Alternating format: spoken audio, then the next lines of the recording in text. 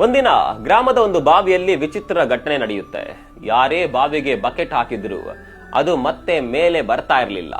ಆದರೆ ಹಗ್ಗ ಮಾತ್ರ ತನ್ನಷ್ಟಕ್ಕೆ ಮೇಲೆ ಬರ್ತಾ ಇತ್ತು. ಗ್ರಾಮಸ್ಥರು ಭಯಗೊಂಡ್ರು. ಬಾವಿಯೊಳಗೆ ಯಾವುದೋ ದೆವ್ವ ಇದೆ ಅಂತ ಎಲ್ಲರಿಗೂ ಅನ್ಸೋದಕ್ ಶುರುವಾಯಿತು.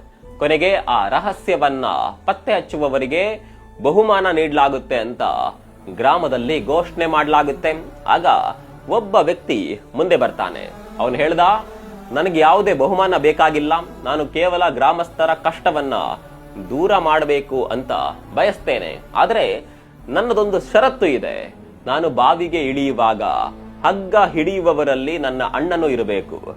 ಗ್ರಾಮಸ್ಥರು ಅವನ ಷರತ್ತನ್ನ ಒಪ್ಕೊಳ್ತಾರೆ ಮತ್ತು ಅವನ ಅಣ್ಣನನ್ನ ಕರೆದುಕೊಂಡು ಬರ್ತಾರೆ. ನಂತರ ಎಲ್ಲರೂ ಕೂಡ ಸೇರಿ ಹಗ್ಗ ಹಿಡಿದು ಆ ವ್ಯಕ್ತಿಯನ್ನ ಬಕೆಟ್ ನಲ್ಲಿ ಕುಳ್ಳಿರಿಸಿ ಬಾವಿಯೊಳಗೆ ಇಳಿಸ್ತಾರೆ. ಬಾವಿಯೊಳಗೆ ಆತ ಇಳಿದು ನೋಡಿದಾಗ ಅಲ್ಲಿ ಒಂದು ಕೋತಿ ಕುಳಿತಿತ್ತು. ಬಕೆಟ್ ಕೆಳಗೆ ಬಂದ ತಕ್ಷಣ ಆ ಕೋತಿ ಹಗ್ಗವನ್ನ ಬಿಡಿಸ್ತಾ ಇತ್ತು. ಅದಕ್ಕಾಗಿ ಪ್ರತಿ ಸಾರಿ ಬಕೆಟ್ ಕಣ್ಮರೆಯಾಗ್ತಾ ಇತ್ತು. ಆ ವ್ಯಕ್ತಿ ತನ್ನ ಜೇಬನ್ನ ತಪಾಸಣೆ ಮಾಡಿದಾಗ ಅದರಲ್ಲಿ ಒಂದು ತಿಂಡಿ ಸಿಕ್ಕಿತ್ತು. ಅದನ್ನ ಕೋತಿಗೆ ಕೊಟ್ಟ.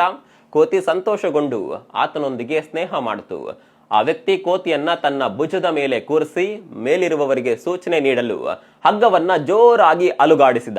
ಗ್ರಾಮಸ್ಥರು ಹಗ್ಗ ಎಳೆಯಲು ಪ್ರಾರಂಭಿಸುತ್ತಾರೆ. ಬಕೆಟ್ ಕತ್ತಲಿನಿಂದ ಹೊರಬಂದು ಬೆಳಕಿಗೆ ಬಂದಾಗ ಆ ವ್ಯಕ್ತಿಯ ಭುಜದ ಮೇಲೆ ಕೂತಿದ್ದ ಕೋತಿಯನ್ನ ನೋಡಿ ಎಲ್ಲರೂ ಭಯ ಪಡ್ತಾರೆ. ಮೊದಲೇ ಬಾವಿಯ ಬಗ್ಗೆ ನೆಗೆಟಿವ್ ಯೋಚನೆಯಲ್ಲಿ ತೊಡಗಿದ್ದ ಜನರಿಗೆ ಆ ಕೋತಿ ದೆವ್ವದ ರೀತಿ ಕಾಣಿಸಿತ್ತು.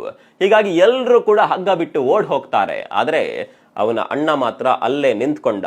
ಅವನು ಹಗ್ಗವನ್ನ ಬಲವಾಗಿ ಹಿಡಿದು ಒಬ್ಬನೇ ಸಂಪೂರ್ಣ ಶಕ್ತಿಯಿಂದ ಎಳೆಯುತ್ತಲೇ ಇದ್ದ. ಕೊನೆಗೆ ಆ ವ್ಯಕ್ತಿ ಸುರಕ್ಷಿತವಾಗಿ ಬಾವಿಯಿಂದ ಹೊರಬಂದ ನಂತರ ಅವನು ಕೋತಿಯನ್ನ ಕೆಳಗೆ ಇಳಿಸಿ ಗ್ರಾಮಸ್ಥರಿಗೆ ಸತ್ಯವನ್ನ ವಿವರಿಸಿದ.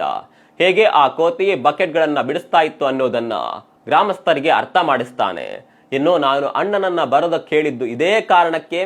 ಯಾರೇ ಕೈ ಬಿಟ್ರು, ಎಂಥದ್ದೇ ಸಂದರ್ಭ ಬಂದ್ರು ನನ್ನ ಅಣ್ಣ ನನ್ನನ್ನ ಬಿಟ್ಕೊಡೋದಿಲ್ಲ ಅನ್ನೋದು ನನ್ಗೆ ಗೊತ್ತಿತ್ತು. ಯಾಕಂದ್ರೆ ರಕ್ತ ಸಂಬಂಧಗಳು ಎಂತಹ ಸಂದರ್ಭದಲ್ಲೂ ಕೂಡ ನಮ್ಮನ್ನ ಬಿಟ್ಕೊಡೋದಿಲ್ಲ. ನೀವು ಕೂಡ ನಿಮ್ಮ ಅಣ್ಣನನ್ನ ತುಂಬಾ ನಂಬಿದ್ರೆ, ನಿಮ್ಮ ತಮ್ಮನನ್ನ ತುಂಬಾ ನಂಬಿದ್ರೆ ಕಾಮೆಂಟ್ ಮಾಡಿ.